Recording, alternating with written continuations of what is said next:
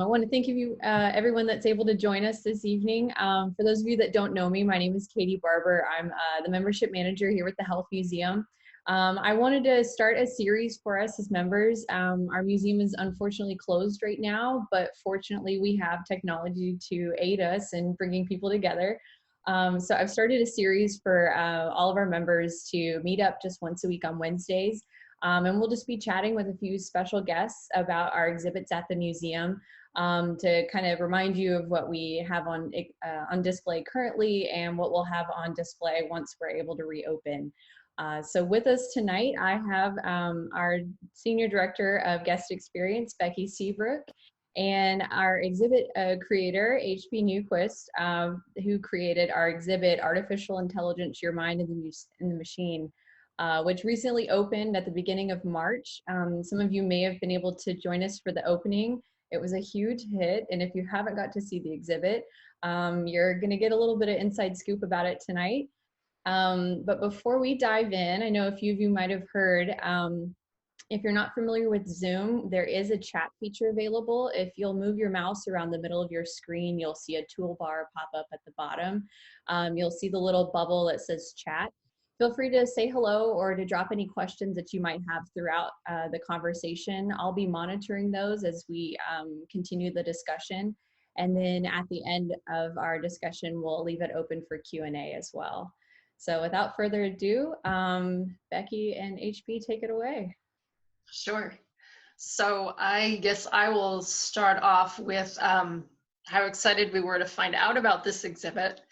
It was back, I guess HP was last fall, I think, that we started talking about this. Correct. And at first people were wondering, well, why are we bringing an artificial intelligence exhibit to the museum? But one of the things I loved about this exhibit is that it really focuses on the similarities and difference between human learning and machine learning. And I've always been fascinated by neuroscience, neurobiology, so I was pretty excited to see this one coming, and it's such a relevant topic.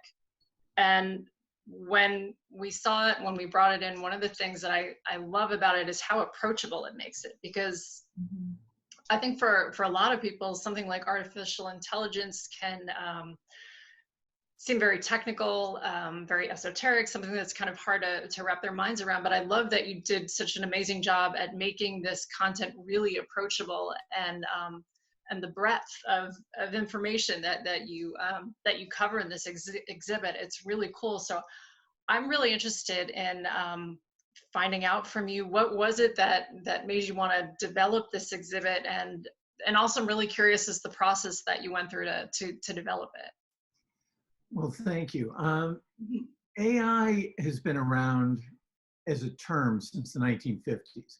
The idea, though, of mankind creating a device, an organism that mimics human behavior, has been around for thousands of years. There are Greek myths about robotic men or metal men.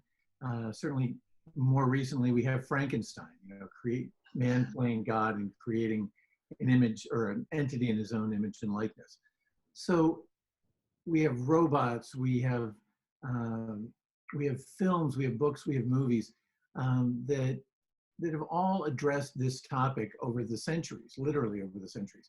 And certainly science fiction like The Terminator, or even Star Wars, where you have R2-D2 and C-3PO, have been ways that people have sort of had AI revealed to them, but it's always been a little bit kind of mysterious and maybe a little sinister. I mean, if you think of Blade Runner, or you think of Terminator and The Matrix, and I love using film because a lot of our familiarity with AI comes from kind of this realm of fiction, and a lot of the fear that we have with it. And so you've had a long history of that kind of intelligence being presented to us from the world of fiction. But in the last 6 years, we've had things like Siri and Alexa, and we have Google Maps, and we have Spotify and Pandora, and we have Amazon Purchase, things that are driven by AI that we don't think of as being sinister and kind of malicious. They're simply assistants, or they run in a way that we don't even notice them. When Amazon makes recommendations to you after you've made a purchase, you don't realize it, but it's taking thousands, if not millions of data points and going, other people have bought this thing, you might like it too. And by making those kind of comparisons, the AI is essentially tailoring your shopping experience to you. Even closer to home, when you ask Siri what time it is, oh, no, Siri, no. Mine's already answering me right now. Or you ask Alexa, a question, what's the weather gonna be like? That's AI going and dragging information off of the internet. So we've got these kind of disparate ideas about what artificial intelligence is, the sinister robotic malevolence of films, and then the sort of sidekick assistant that lives in our smartphones. And what we wanted to do with the exhibit is bring the reality of what's the real middle ground on that. What is AI? What makes it work? The answer, by the way, is math. Everything in AI is math. And there are less than 10,000 people in the world that understand it, but it's all math. And that math basically does everything from understand your question to recognize your voice, to when you're on Facebook, it recognizes your face in a crowd, to translating languages from one to another. And this exhibit shows that whole scope. So it shows how an AI can track your face to determine what your emotions are, how it can understand your voice and turn that into text, how it can take a page from a Russian fairy tale and translate it into Spanish. So that's our goal with the AI exhibit, is demystifying AI and showing how it works, who the people are that make it work, and why you're going to be finding it around you more and more and more in the days, weeks, and months and years to come. Yeah. So when you were developing the exhibit and the content and looking at what you wanted to include, or how to present the information, being involved with exhibits, I'm really fascinated by the process that you went through. How did you decide what to include, what not to include? What was that experience like? My initial experience out of college many years ago, I worked in the first wave of artificial intelligence in the 80s and the 90s. Mm-hmm. And everybody then tried to attempt to achieve a certain number of things: speech recognition, machine translation, natural language, which is us talking to each other and understanding the context, the environment in which we're speaking; visual recognition, which was identifying things in photographs. And the first wave of AI that I was involved in back then pretty much failed at all of those things, and failed miserably. I thought after 1994, I would never hear the term artificial intelligence again. And starting in about 2012 and hitting its peak at 2015, a lot of those problems that had been thrown away or thrown aside actually had been addressed in a really positive and really successful manner. So facial recognition, picking your face out of a crowd, or having my voice show up and translate it immediately into a different language, or even having my voice turned into text on a screen. These were all things that had been kind of given up years ago, several decades ago, but now they were working. So when we set about to create AI, we looked at the technologies that had failed and the ones that were working, and wanted to show people how they work. I mean, we take it for granted in a lot of ways when you have your spell checker on Microsoft Word, or you're using Google Maps and all of a sudden it redirects you. We don't think about the fact that there's actually a huge amount of data processing going on in that, which if it was a person sitting next to you and telling you, oh no, turn here, turn left, or oh no, there's an accident in 4 miles, you've got to turn, you'd be like, wow, you're amazing. But it's a computer doing that. So those kind of amazing aha things that have been presented to the public in everything from current movies, especially animation, where you can track somebody's facial features and turn them into a cartoon character, on to self-driving cars, were all things that we saw happening now. So we chose to focus on the reality of things that people either can see in their daily lives now or will be seeing, such self-driving cars, within the next several years. Yeah, it's really interesting that you say that, because one of the things I noticed when I was looking at the exhibit, you have a section about predictions for artificial intelligence. And a lot of those predictions thought things would be happening a lot sooner, probably before the time when you said everything kind of fell apart and stopped for a while. So what are these things that are happening now that are all of a sudden making it so much more feasible? Like what's changed? There are a couple of essential things that changed from back when I was in the AI world. Back then, we were still trying to run it on, PCs that were, as big as your desk, or mainframes that were as big as a refrigerator, and the data that you had to draw from was very limited. Most places didn't collect data in terms of information about people or information about subjects other than kind of name, rank, and serial number.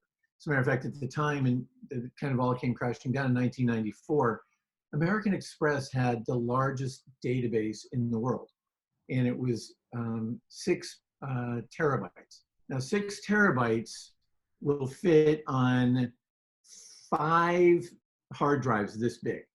But in 1994, 6 terabytes was the biggest one in the world. And all that American Express was collecting was really name, address, purchase amount, place of purchase, your age, and then the information about the individual retailer. That was pretty much the extent of it. That changed dramatically with Amazon, Facebook, Google, and Apple, all of whom started collecting a lot of information that people were willing to give up. And so when you went in and you gave them not only your name, rank, and serial number, but you started saying, well, I like this, I don't like that, I'd like to see more of these, especially when you're on Netflix or you're on Facebook, and you start tagging people that, you got your sister or your brother or your mother or your father, and you tag them in a Facebook post. Facebook is actually taking that information and comparing it to all the other times those people have been tagged. I don't have a Facebook account. I've been tagged thousands of times. If I look for myself on Facebook, I can find myself, but I don't have a Facebook account. It's because other people have tagged me, and Facebook has taken all this information. So the first thing that changed was all of a sudden you had huge amounts of data to take and compare from. The second thing was the speed of computing. I mean, 5 years ago, we couldn't stream Netflix as fast as we do now. Today, we can have, fortunately in this day and age of being stuck inside, everybody in the house can stream Netflix and not have it be interrupted. 5 years ago, you would have had to download it, take an hour and a half to download it, then watch it, and it would be kind of grainy quality. So the speed was really, really not there really until about 2015. A third thing was that you had companies like Facebook, like Amazon, like Netflix, like Google, like Apple, all of whom wanted to use this data to help sell more of their products. And they essentially funded the AI industry that said, oh, well, if you give us enough information about this person's buying patterns, we can target more ads towards them, which is Google's model, so that they'll buy more of those things. And if you're selling more things, corporate America gets really interested. In the first wave of AI in the 80s and 90s, we were talking more about medical applications, manufacturing applications, things that companies really didn't think were that big a deal. They already thought they had a handle on. So now you have companies who have vested interest because their business is selling to use this data in a way they can sell more. And the fourth thing was a change from, it used to be that when we programmed AI, we programmed it with all the knowledge we had. So for instance, you would program, let's say somebody who was trying to detect, or an application was trying to detect lung disease. You actually put every bit of information you had about lung disease into the application, so that when you asked questions, it would start searching through all that information. If it didn't have something, then it couldn't find it. It would die, the app wouldn't answer. The thing that changed with that is now, instead of trying to put all the information in, we have something called pattern recognition. and using all the information, just like I said with name, rank, and serial number and all those other things. AI can scan and make patterns, and all AI is about making patterns. It's kind of this huge game of where's Waldo. You know, if you can feed an AI 40,000 mammograms to scan, and you identify up front where breast cancer is, then that's 40,000 examples that it can scan and go back on and go, that kind of matches this new one of the patient I just saw. There's no doctor in the world who can immediately recall 40,000 different scans and say, oh yeah, this kind of resembles that one. And that's where AI becomes important, because you've got the speed, you've got the huge data set, and you've got an ability to call on that data in a way that a human being can't. So that's what changed. And it really, 2012 was the first time it changed, because that was the first time an AI recognized a cat. And basically the way it did that, they took, Google took all the YouTube videos that had cats in them, which were big in 2012. And it had an AI scan all those millions and millions. I think it was 16 million cat videos. And eventually by the end, when it was shown a new set of objects, it could identify the cat in a new object. And so 8 years ago, you saw it behaving like a human being, even though really all it was doing was matching patterns. So here we are 8 years later, and a number of things have happened. 2015, you had companies like, again, IBM, Netflix, Apple, putting money into it. And today you've got billions and billions being spent by not only companies, but by every large government in the world to try and get out in front of AI. Yeah.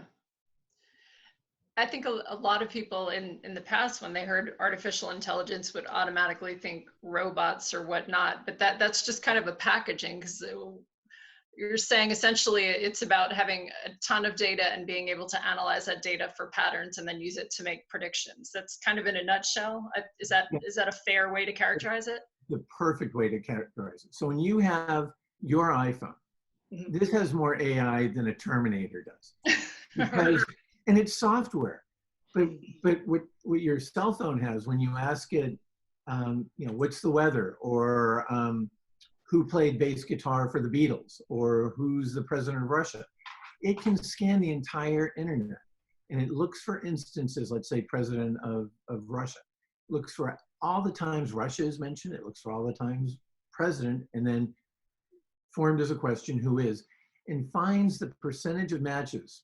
So it'd be Vladimir Putin. 99% of the answers say that. So Siri will come back and say, oh, it's Vladimir Putin. There are other times when you can trick Siri, where if you say, how far is it to Springfield from New York? And it'll give you Springfield, Missouri, but you might want Springfield, Massachusetts.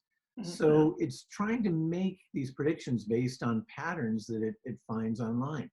And it's all software. It's not in these kind of robotic killing machines that are marching through the future, which, you know, could happen.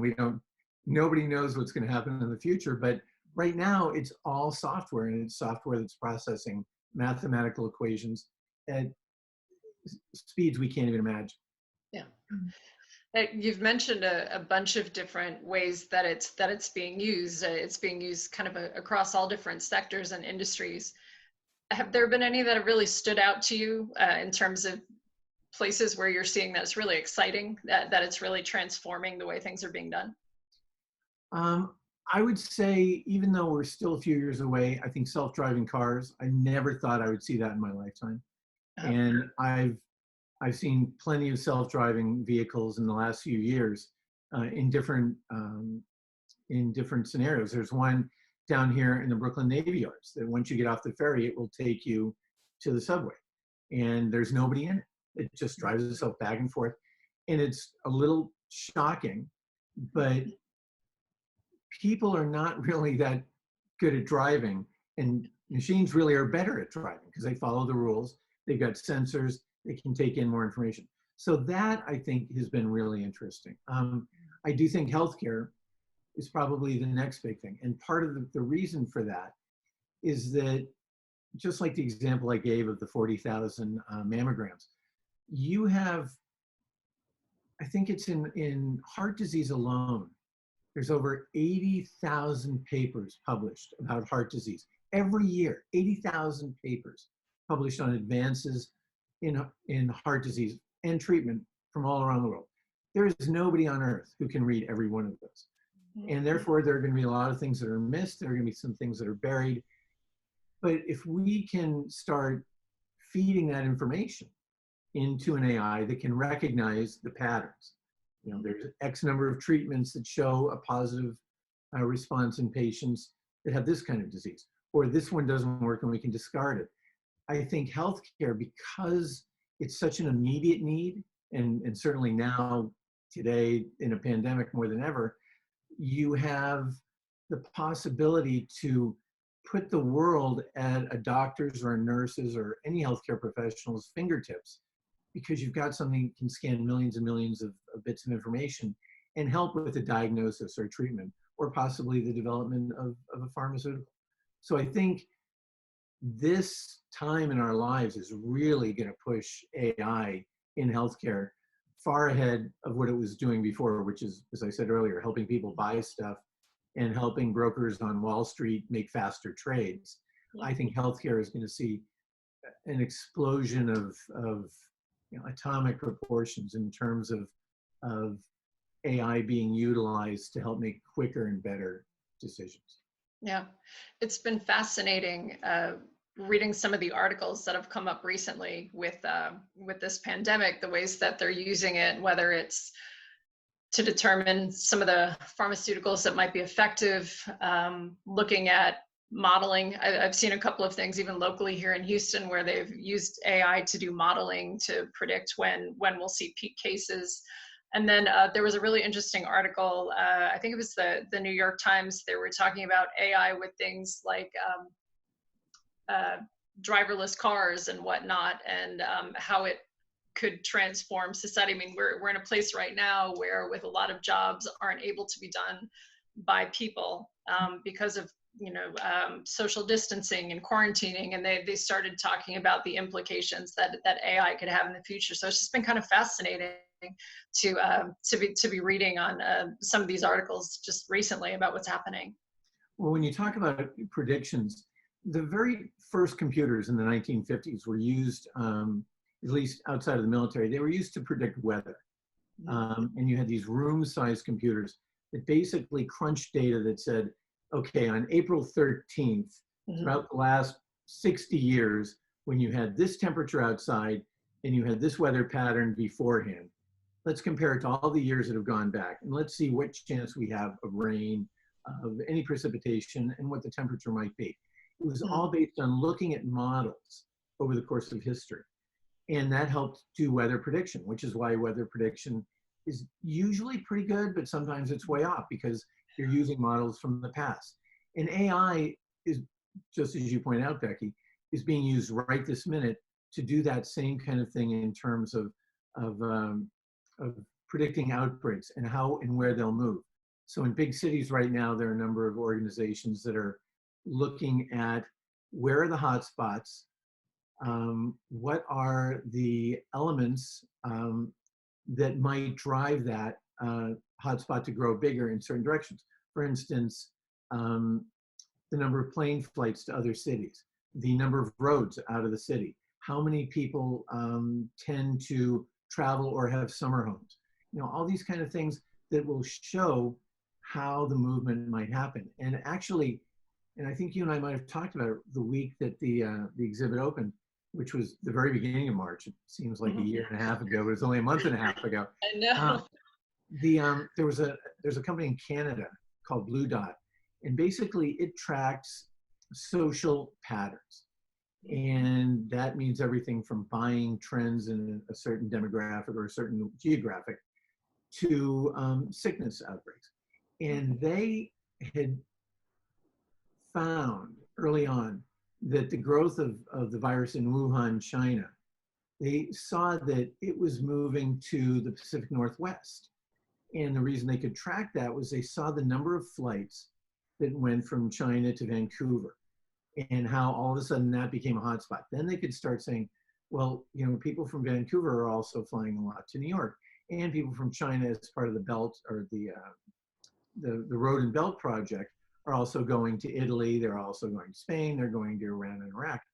And 6 days or 9 days before the World Health Organization issued their warning of a pandemic, this company sent an alert to all of their subscribers saying it looks like your business is going to be affected by this because this could be a real problem. That was 9 days before the rest of the world even announced it.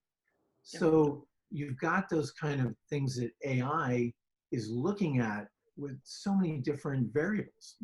Travel, the price of tickets, how full the airplanes were, how many routes from one city to another, how fast it's growing in one city. All of those things, sure, if we each had 3 years to sit around and go, oh yeah, this happened there, but you don't, you have 3 hours. And the AI is able to do that quickly. So we'll see that in a lot of things, like you said, tracking outbreak. One that I saw today that I thought was really good, really interesting, is there's begun to be discussion about mental health issues, about people being confined for a long time and certainly not being able to be with friends and family, and some of the trauma that's going to go along with perhaps not being with family during difficult times. And so there's a concern that the mental health ramifications of this will be fairly large after we get out of it. Well, there's a group of psychologists who are scanning Twitter and basically sweeping up all these hashtags, you know, lonely or suicidal thoughts or depression, and looking for areas where people might be expressing extreme dismay over the current situation, and what kinds of things will we have to do to address it. And is it particular to people in cities? Is it particular to people who live alone in rural areas? You know, how does this basically affect the psyche of a large part of the world? And I think that by finding those bits of information, we can be proactive as a society and say, look, we're going to have a lot of people that are really affected emotionally by this, and we've got to provide something above and beyond, you know, masks and PPE for them. And so I think that's another example of AI being on the verge of really an explosive amount of application throughout healthcare. Yeah. There seem to be a lot of positives, a lot of ways that can really positively impact a number of industries, things like you're talking about with mental health. Where do you see the negatives? Where do you see the places where it would make sense for us to maybe slow down a little bit and look at some of the issues that we need to address, some of the ethical concerns? Well, here I'm going to use my cheat sheet. Okay, that's fair enough. We actually have a couple of stations in the exhibit where we address this. And we've broken what AI looks like from this point forward into 4 areas. AI is good, AI is bad, AI is neutral, and AI as overlord. So, you know, AI is good are those kind of things that benefit us in a way that we didn't expect. So if you think of the R2D2s and 3CPOs of the world, or WALL-E for people who have kids and have seen it, something that goes out of its way to make your life better. And not just talking a digital assistant, but something that reminds you, hey, you know, you did not take your blood pressure medicine today. Or, hey, you need to get up and get out of the house. You haven't been out of the house for 2 days and you need some exercise. Or, hey, did you call your mom? Or, hey, you know, you seem not to have logged into your account lately. Is something you need me to do something for you? So a proactive AI that can be helpful in making people's daily lives easier. And in a way that could be a really proactive assistant, like, hey, take care of all my calls today. I don't want to worry about it. That's AI is good. AI is neutral is kind of Siri and Alexa and all of the basic assistants like Pandora and all those things, essentially, that it doesn't hurt us or help us in any way, but it kind of makes life easier. It doesn't have a positive or negative effect. Then we get into AI is bad. And AI is bad has already started to show up, especially in Facebook, where you have accounts that are created that are pretending, tens of thousands of them. We're not talking about one Russian guy and, for each account. We're talking about these fake accounts that essentially create a world online, and usually it would be online, that uses AI to pretend that it's something else that benefits a small and perhaps nefarious part of society. And an example I usually give is that last year, a bank in Germany lost 500,000 Deutschmarks because a hacker was able to take news footage of the chairman of the bank and duplicate his voice, and then create a dialogue using his voice to call the bank and tell the bank they had to transfer 500,000 Deutschmarks into a separate account immediately because they wanted to play the market for something. It was one of his assistants, the banker's assistants. It was like, oh, okay, and he asked questions, and the AI, posing as the chairman, replied perfectly. So they immediately transferred the money, gone, done forever. Chairman never knew anything about it, but when they played back the audio that had been captured on the company's servers, nobody could tell the difference, and it was simply an AI that had been used as a fake. And so the real fake news and the deep fakes are AI being used to create misinformation, create chaos, and to basically do the things that bad people have already done for decades. Our fourth one is Overlord, and that's basically the Terminator scenario. AI gets into machines, machines don't like humans. But even though that's a scenario that science fiction has loved and has been very enjoyable, we don't have any idea, or we've never really thought about, well, why would machines not like us? I mean, if we don't treat them badly, why would they know to want to destroy us? So those scenarios are all possible. The bad one, I think, is going to need government regulation, and I'm not by any stretch of the imagination a person who thinks government should get into a lot of places, but we've got to be careful. AIs exist now also has a lot of biases. The biases come from the training methods. So for instance, there are a number of programs that have been used for sentencing criminals. And the company that created the sentencing guideline AI to help judges make their sentencing decisions used a certain set of criminal records, I believe it was from the state of Massachusetts. Well, the vast majority of people in those records were African Americans. And so the AI would give sentencing recommendations that were harsher for African Americans. So it might have an African American who had been caught shoplifting and stealing food. It would recommend 3 years in prison because African Americans tend to be recidivists according to this. So 3 years for shoplifting. Although if it had a white person come in who maybe was charged with assault or abuse, because there were so few of them to gauge against, they might get 30 days or probation because the AI didn't have enough information upon which to have a proper sentencing guideline. So we have to be really, really careful about where those biases are, and that society's long time or inherent biases don't get programmed into an AI, and that whole, where's Waldo looking at the patterns? Well, if the patterns only show African Americans, that's what it's going to look for. It needs to be balanced, male, female, all ethnicities, all religions, whatever we need to find some way to ensure that bias is minimized. That's a really interesting point, because I think oftentimes when we think about machines, we think of them as being more neutral, but the reality is if they're taking this information, there is that inherent human bias. That's kind of fascinating. It's not something you necessarily think about when you think about AI. Well, and it comes into what you're feeding. Yeah. So a huge part of the early AI things, the early AI scans, where they would take essentially pictures from Facebook. And Facebook, at least in America, tends to be predominantly white. And when they went back and looked at people who would buy certain things, they almost always excluded people of color because they didn't have the kind of history of saying, well, only 14% of people who are of color would buy this. Well, that's because only 14% of color were represented in these Facebook scans. If all your scans are white males and females, you're not going to be taking into account the opinions, the ideas, and the needs of people who aren't, white middle-class Americans. So that's a problem. Yeah.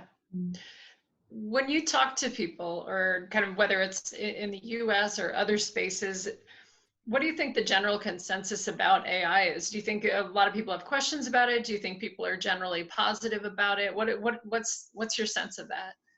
I think that most people are just now, literally just now, within the last year, waking up to the fact that this is going to be something that they're going to deal with to a large degree in their future. Their kids are going to have to start studying it in grade school and high school.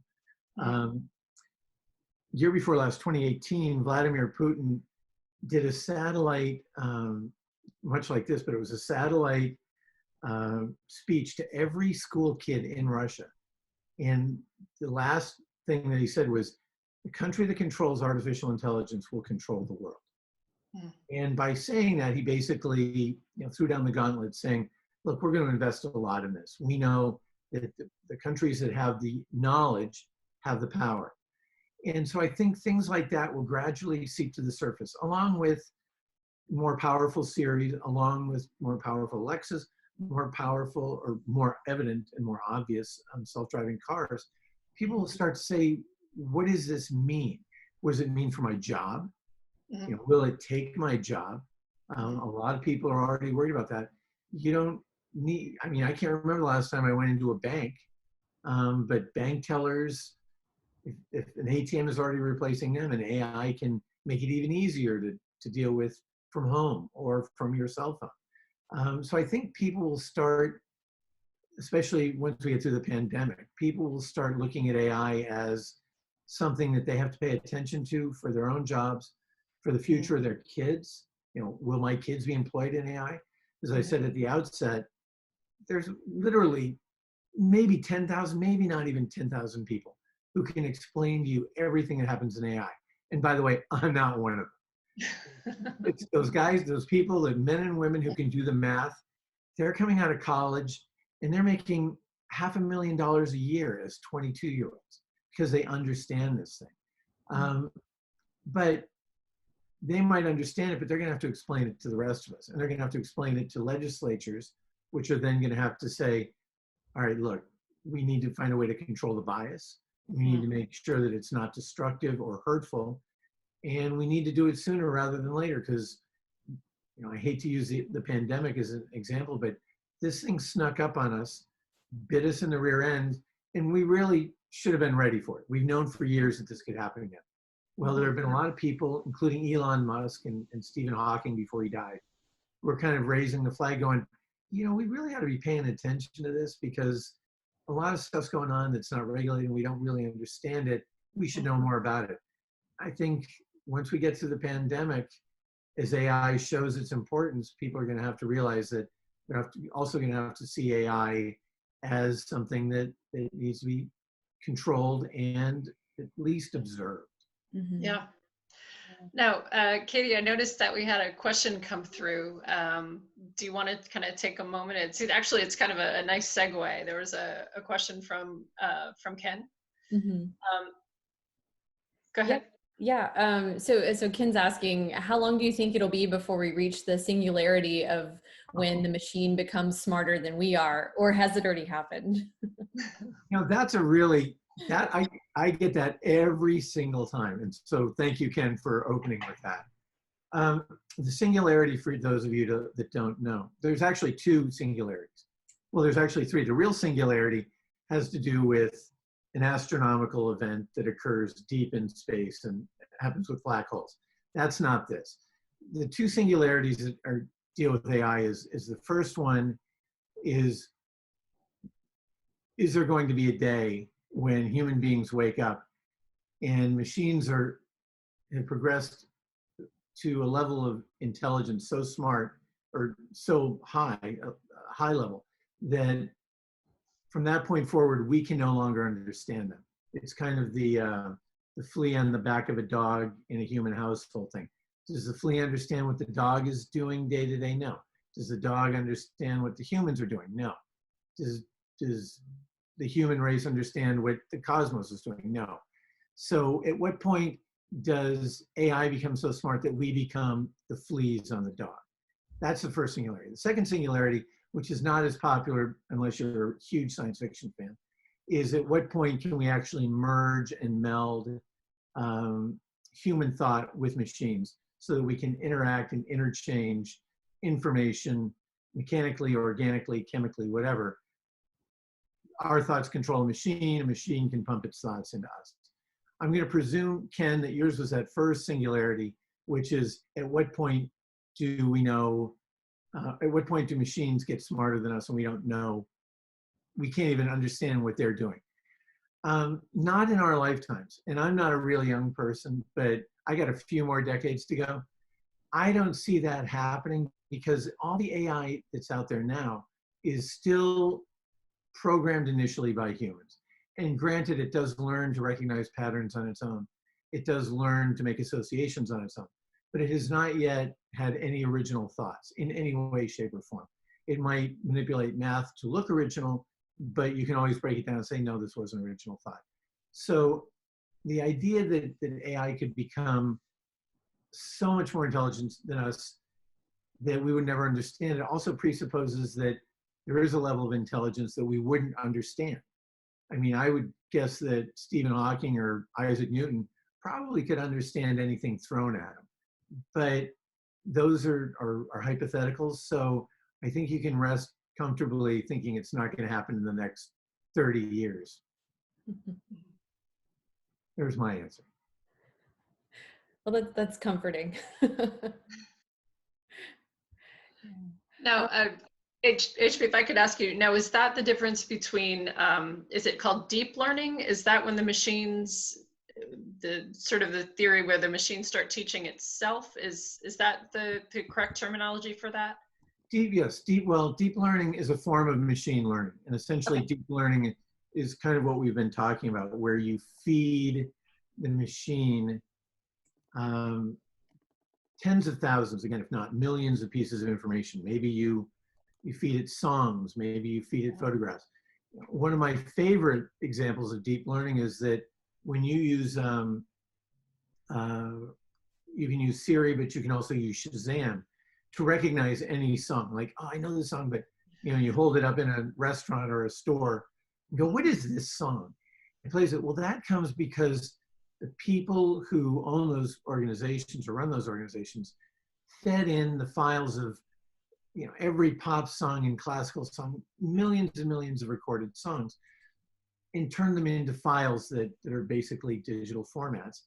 And when you use Shazam or you use Siri, it takes the clip that you're playing for, you're holding it up to a speaker, and it goes through and it matches against all those millions and millions of songs.